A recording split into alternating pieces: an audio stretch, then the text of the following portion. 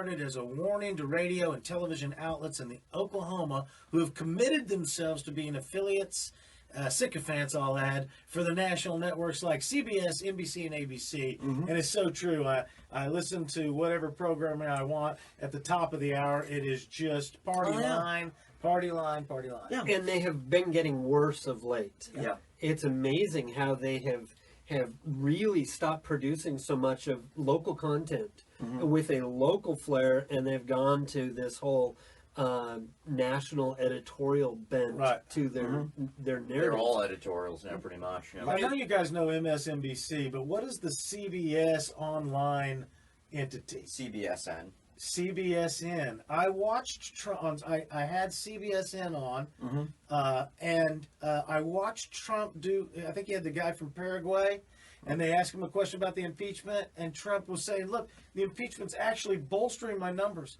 It's actually ridiculous. I'm actually doing well. My base is strong.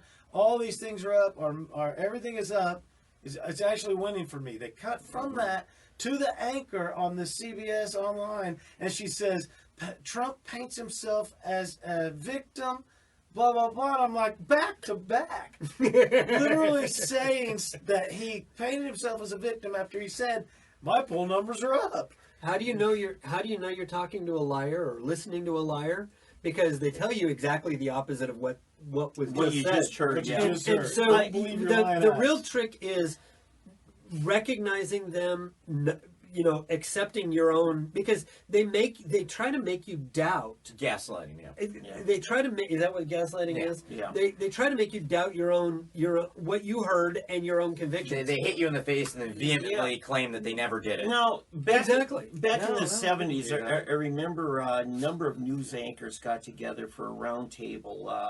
We had Howard K. Smith, Harry Reasoner, John Chancellor, David Brinkley. I think it was all after Cronkite's day. But they were talking about Paleos, things, remember. and they said, well, I've worked with these guys, so I know who they are. But that Abraham Lincoln. David Brinkley said, the news media can't tell you what to think. They can do something more powerful. They can tell you what to think about. Yes. Now, that's what we're talking about earlier, framing the discussion. No, it used to be that. They are now literally lying to you and telling you what you didn't hear, you heard. Or what you heard, you didn't hear. Yes. And that it's the opposite. And, Right. And then they're playing, semantics games. Like there is no proof that the FISA had lies in it. The FISA mask court, of objectivity has slipped, and they wear this mask, and what this mask looks like are tightly controlled language and tactics that they use. And instead of saying, I feel, or I think, or it would seem, they say, it is. Not I. Right. This is a fact. Yeah. And this is, and it's just totally slipping off. Yeah. And it's always been there. They've always manipulated us Right. and been biased, but now it's just so obvious and out there. The two things real quick. The polls are actually correct. The reason why they don't seem correct is because no one's reading the small print. When you read the small print and you look at how they're weighing things, the numbers are actually very good and scientific. But the number you see has been weighted towards the observer's bias. What I mean by that is you'll see these asterisks. Well, these numbers are 42% approval, assuming, sampling 30% more Democrats than Republicans. Yeah. Well, what evidence is there that 30% more Republicans will show up than Democrats? That's one of the reasons I was so huge on Trump winning and telling people he was going to win before the election. Because I actually read the asterisks, and I said, well, wait, there's no evidence at all 20, 30, 40% more Democrats are going to show up for Hillary Clinton. Oh, my gosh. I'm like, and if you consider that and look at the actual turnout, all the polls are correct. They're still correct, except it's the opposite. Probably we'll see about 50, Trump's probably really at 52, 55% among people that are going to actually vote. Right. Yeah. And, go ahead. Okay, so Tom, back in '96 when I was working Pat Buchanan's campaign, and I brought him into Tulsa, we had a huge, it was massive event, and my job then, again, is I take care of the national media people and stuff, and I had to drive a couple of them to the airport afterwards. And, while they're finishing writing their stories in the back room, I said, well, do you feel like, you wish you were on Bush's campaign? And they said, oh no, this is the campaign that all the press pool wants to be on. I said, why? He says, because Pat Buchanan's a journalist by training. He knows how to help us do our job, and he ends up getting something better out of it. And while I was driving the guy to the airport, is the AP guy, I said, why is it that the national media seems to tilt so dramatically to the left?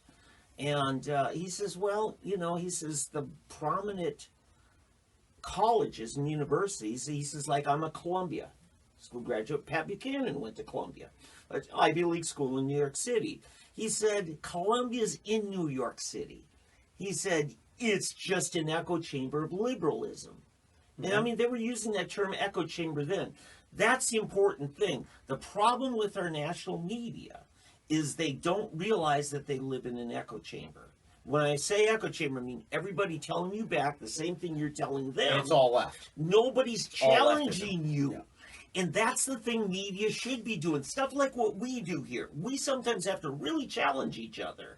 Yeah. We try to do it in a polite and good way. Oldham tries, but Might not look it's like it, but again, it's you right. got to challenge each other. If you're conservative, you need to have some liberal people that you can have a productive dialogue with. If you're liberal, you need conservatives you can dialogue with. You guys need libertarians. And That's what it is. Yeah, okay. So this is the point. You've got to challenge things.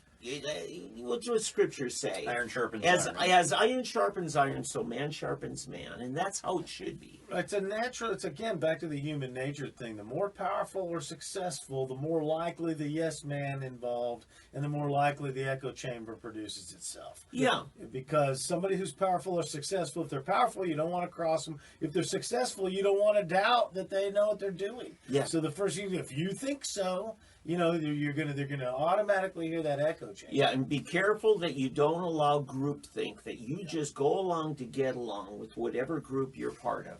Was it Winston Churchill, the famous routine where he got out of he ducked his Secret Service and went on the bus with the people to make an important decision about whether he was on the subway. On the subway Yes. is what it was. Yeah.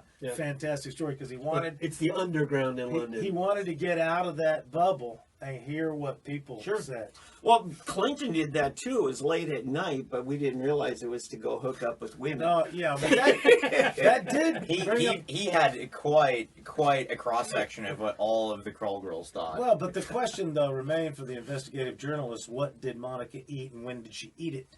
Okay.